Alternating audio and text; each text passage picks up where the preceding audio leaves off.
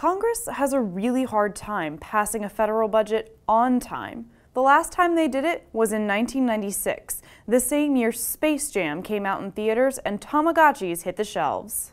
Since then, shutdown showdowns have felt like the new norm, and experts say there's a couple of reasons why. Among them is an increasingly divided Congress and new budget reforms that might have actually made it more difficult to get a budget passed.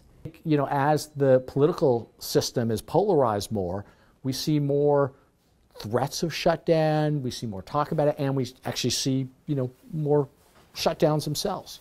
Political scientists have actually measured the increasing polarization in Congress. Researchers at UCLA examined politicians' voting records and gave them a score based on how extreme or moderate they were. Over the last 4 decades, both parties have slowly moved away from the center. This polarization routinely plays out during budget negotiations because those bills are some of the best tools lawmakers have to take a stand on their key campaign issues. It has also increasingly become a way for one side, Republicans or Democrats, to make usually a political point about a lightning rod issue. Tea Party Republicans triggered a 16-day shutdown in 2013 when they insisted on defunding Obamacare. Senator Ted Cruz famously spent 21 hours giving a filibuster-like speech mostly about health care funding. I do not like them, Sam I am. I do not like green eggs and ham. In January of 2018, Democrats triggered a 3-day shutdown when they refused to support a spending bill without a solution to protect young undocumented immigrants brought to the U.S. illegally as children.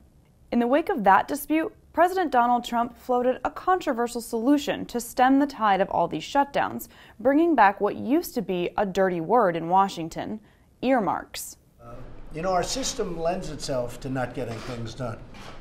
And I hear so much about earmarks, the old earmark system, how there was a great friendliness when you had earmarks. But of course, they had other problems with earmarks. But maybe all of you should start thinking about going back to a form of earmarks, because this system,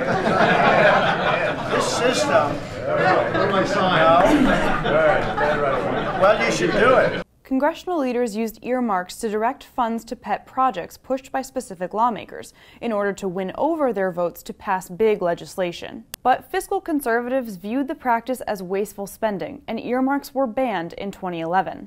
But with budget fights becoming a near constant threat, some lawmakers might miss the days of earmarked budgets.